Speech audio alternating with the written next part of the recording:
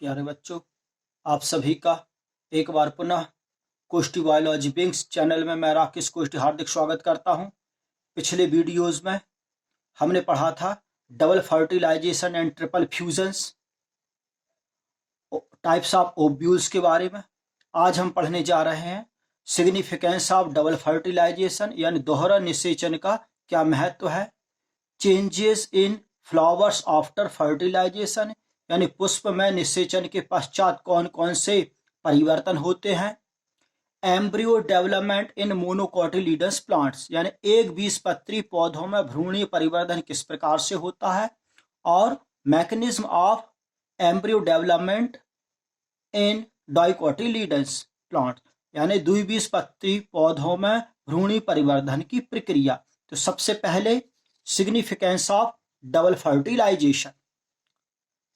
दोहरा निषेचन के द्वारा जीवनक्षम सीड्स फॉर्मेट्स होते हैं जिनमें अधिक जीवन संघर्ष करने की क्षमता होती है। इसके द्वारा एंडोस्पर्म यानी भ्रूणपोष का निर्माण होता है। दोहरा निषेचन से संकर ओज यानी हाइब्रिड विगर्स की वृद्धि होती है। साथ ही इसके द्वारा पोषक ऊतकों का निर्माण भी होता है। यह है दोहरा निषेचन का महत्व। अब हम आगे पढ़ेंगे निषेचन के पश्चात पुष्प में कौन कौन से परिवर्तन होते हैं। तो सबसे पहले जो सेपल्स हैं यानी जो बाह्यदल हैं वो सूखकर झड़ जाते हैं, लेकिन सोलोनेसी फैमिली में जिसके अंतर्गत बैगन है, धतूरा आते हैं, ये इसमें फल के सूखने के बाद भी सेपल्स या बाह्यदल पुंज लगे रहते हैं। पेटल्स यानी पंखुड़ियां यानी कोरोला सूखकर झड़ जाते हैं। एंडोसियम यानी पुंकेसर ये भी सूखकर झड़ जाते हैं। गाइनोसियम का स्टिग्मा और स्टाइल वाला भाग सूखकर झड़ जाता है, सिर्फ बचता है ओवरी वाला भाग। तो ओवरी फल में परिवर्तित होता है और जो ओव्यूल्स हैं यानी बीजांड है वह बीज में बदल जाते हैं। साथ ही ओव्यूल के अंतर्गत जो संरचनाएं आती हैं जैसे फ्यूनिकल है यानी बीजांड ग्रंथ है, हाइलम है यानी हाइलम ये प्रेजेंट रहते हैं। न्यूसेलस वाला भाग नष्ट हो जाता है।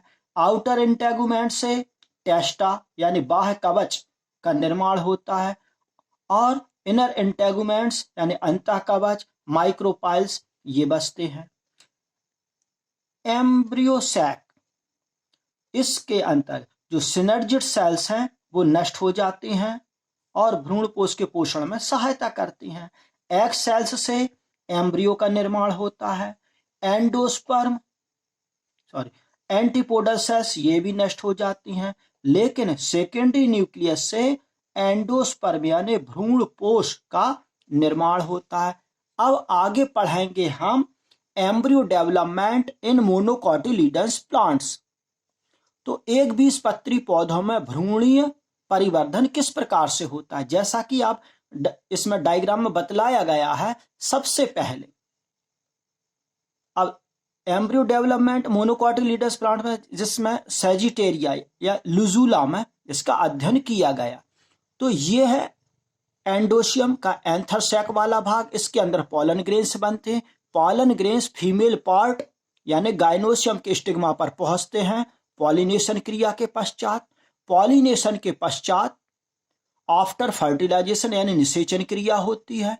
निषेचन क्रिया male gamete and female gamete का आपस में फ्यूजन होता है, जिसके फलस्वरूप ऊस्पोर अर्थात जाइगोट बनता है। अब जाइगोट में फर्स्ट ट्रांसफर डिवीजन होता है यानी प्रथम अनुदैर्ध्य विभाजन होता है। तो इससे जो विभाजन होता है वह मध्य से कुछ ऊपर की ओर होता है, जिससे एक स्मॉल सेल बनती है और एक बिग सेल्स बनती है। स्मॉल सेल्स को हम एम्ब्रियोनल सेल कहते हैं यानी भ्रूणी कोशिका कहते हैं, और जो बिग सेल्स बड़ी कोशिका बनती है जो कि नीचे की ओर रहती है उसे हम बेसल सेल कहते हैं। अब इस एम्ब्रियोनल सेल जो बेसल सेल रहती है वो नो डिवाइडेड यानी बेसल सेल में विभाजन नहीं होता, लेकिन ये फूलकर सस्पेंसर का निर्माण करती है।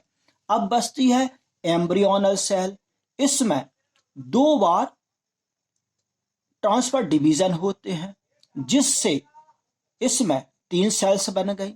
सबसे ऊपर की सेल्स को टर्मिनल सेल्स कहते हैं, मध्य वाली सेल को मिडिल सेल्स कहते हैं और नीचे वाली सेल्स को बेसल सेल्स कहते हैं। चूंकि यहाँ पर पहले जो डायग्राम बतलाया था उसमें बेसल सेल किस में बदल गई, सस्पेंसर में बदल जाती है। तो terminal cell, middle cell and basal cells. अब टर्मिनल सेल्स में डिवाइडेशन होता है, यानी ट्रांसफर डिवीजन भी होता है और वर्टिकल डिवीजन भी होता है। तो ट्रांसफर डिवीजन से 2 सेल बनती हैं और वर्टिकल डिवीजन से 4 सेल्स बन जाती हैं। तो टर्मिनल सेल्स में विभाजन हुआ तो ये 4 सेल्ड स्ट्रक्चर बना। अब ये टर्मिनल सेल्स में और आगे विभाजन होता है, तो लॉन्गिट्यूडिनल विभाजन होता है और ट्रांसफर डिवीजन होता है, जिससे 8 सेल एम्ब्रियो बनता है, जो कुछ समय पश्चात कोटिलीडन्स का निर्माण करता है। ये है मिडिल सेल, ये बेसल सेल्स। अब टर्मिनल सेल्स में विभाजन पूरा हुआ, इसके बाद होता है एमसी अर्थात मिडिल सेल्स में। तो मिडिल सेल्स में ट्रांसफर डिवीजन हुआ, ट्रांसफर डिवीजन के फलस्वरूप ये 2 कोशिकाएं बनी। फिर इसके बाद वर्टिकल डिवीजन होता है, तो वर्टिकल डिवीजन से 4 सेल्स बनती हैं, यानी मिडिल सेल्स 4 सेल्ड में डिवाइड हो गई। अब इस मिडिल सेल्स से भविष्य में प्लूमूल बनता है, रेडिकल बनता है और सस्पेंसर बनता है, इनका निर्माण होता है और अंत में एक बीजपत्री भ्रूण का विकास हो जाता है। इस तरह से सैजिटेरिया अथवा लिजुला में एम्ब्रियो डेवलपमेंट यानी भ्रूणी परिवर्धन कंप्लीट होता है। आगे हम पढ़ेंगे एम्ब्रियो डेवलपमेंट इन डाइकोटिलीडन्स प्लांट्स के बारे में। अब तो एम्ब्रियो डेवलपमेंट इन डाइकोटिलीडन्स प्लांट्स यानी जिनमें द्विबीजपत्री पौधे, जिनके एक बीज में 2 बीजपत्र पाए जाते हैं, उन्हें डाइकोटिलीडन्स कहते हैं, द्विबीजपत्री कहेंगे। तो ये एंडोशियम मेल पार्ट है फ्लावर का, ये फीमेल पार्ट गाइनोशियम है। एंडोशियम के एंथर सेक में पॉलन ग्रेन्स बनते हैं। पॉलन ग्रेन्स निकल कर स्टिग्मा के गाइनोशियम के स्टिग्मा वाले पार्ट पर पहुंचते हैं। पॉलिनेशन क्रिया होती है, या तो ये सेल्फ के द्वारा हो या क्रॉस पॉलिनेट हो। तो सबसे पहले पॉलिनेशन होगा, उसके पश्चात पॉलन ग्रेन्स का जर्मिनेशन होगा। जर्मिनेट होकर ये पॉलन ट्यूब बीजांड में पहुंचेगी, जहां पर निषेचन क्रिया हुई तो male gamete and female gamete का आपस में फ्यूजन हुआ, जिसे हमने फर्टिलाइजेशन कहा। फर्टिलाइजेशन के फलस्वरूप जाइगोट अर्थात ऊ स्पोर बनता है।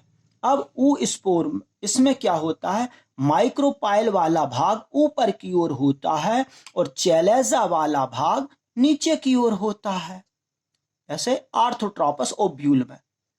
तो माइक्रोपाइल एंड की तरफ की जो कोशिका जाइगोट में एक ट्रांसफर डिवीजन होता है, जो मध्य रेखा से कुछ नीचे की ओर होता है। तो इससे एक बड़ी सेल बन जाती है, एक छोटी सेल बन जाती है। छोटी सेल जो कि चैलेजा एंड की ओर होती है उसे हम एम्ब्रियोनल सेल कहते हैं, और जो बड़ी कोशिका रहती है जो कि माइक्रोपाइल एंड की ओर होती है उसे हम बेसल सेल कहते हैं। अब यहां पर आगे दोनों कोशिकाओं में छोटी सेल और बड़ी कोशिका यानी बेसल सेल और एम्ब्रियोनल सेल, इन दोनों में विभाजन होता है। तो बेसल सेल में एक ट्रांसफर डिवीजन होता है और एम्ब्रियोनल सेल में एक वर्टिकल डिवीजन होता है, जिससे ये 4 सेल एम्ब्रियो बनता है, यानी 4 सेल्ड प्रो एम्ब्रियो का निर्माण होता है। अब इसमें जो बेसल सेल है उसमें 8 से 10 वा विभाजन हुआ, ट्रांसफर डिवीजन हुआ, तो 8 to 10 सेल्ड लंबी एक संरचना बनती है, जिसे हम सस्पेंसर कहते हैं। अब सस्पेंसर के सबसे ऊपर की जो कोशिका रहती है वो फूलकर वेसिकुलर सेल्स बनाती है, जिसे हम हास्टोरियल यानी चूषक कोशिका भी कहते हैं। अब जो एम्ब्रियोनल सेल रहती है उसके ऊपर की कोशिका हाइपोफाइसिस का निर्माण करती है। अब यहां पर एम्ब्रियोनल सेल में डिवाइडेशन होता है, तो फर्स्ट ट्रांसफर डिवीजन होता है, तो एम्ब्रियोनल सेल 2 कोशिकाओं में बदल जाती है। फिर इस एम्ब्रियोनल सेल में फिर से एक वर्टिकल डिवीजन होता है, तो 2 से 4 कोशिकाएं बनती हैं। 4 कोशिकाओं में फिर से विभाजन होते जाते हैं और अंत में 8 सेल्ड एम्ब्रियो का निर्माण होता है, जैसा कि इन डायग्राम्स में स्पष्ट रूप से बतलाया गया है। अब आगे होता है कि जो ये है ऊपर की हास्टोरियल सेल, सस्पेंसर के ऊपर की जो फूल गई थी उसे हम हास्टोरियल सेल या वेसिकुलर सेल्स कहा। सस्पेंसर के नीचे की कोशिका ये दी गई हाइपोफाइसिस बना। अब ये जो 8 सेल्ड स्ट्रक्चर बना, इसमें हाइपोफाइसिस के नीचे की जो 4 कोशिकाएं रहती हैं उनको हम हाइपोबेसल सेल कहते हैं। इन हाइपोबेसल सेल से रेडिकल, हाइपोकोटाइल इनका निर्माण होता है। साथ ही हाइपोबेसल सेल से नीचे की जो 4 कोशिकाएं रहती हैं उनको हम एपीबेसल सेल कहते हैं। इनसे भविष्य में पिलूमूल, कोटिलीडन्स ये निर्मित होते हैं।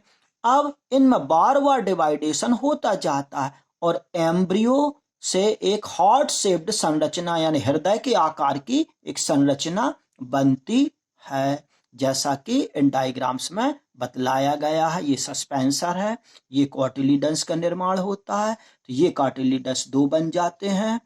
इस तरह से द्विबीजपत्री भ्रूण का परिवर्धन पूर्ण होता। आज के इस वीडियो में इतना ही। आप सभी से रिक्वेस्ट करना चाहूंगा कि वीडियोस को लाइक शेयर करें और चैनल को सब्सक्राइब अवश्य करें।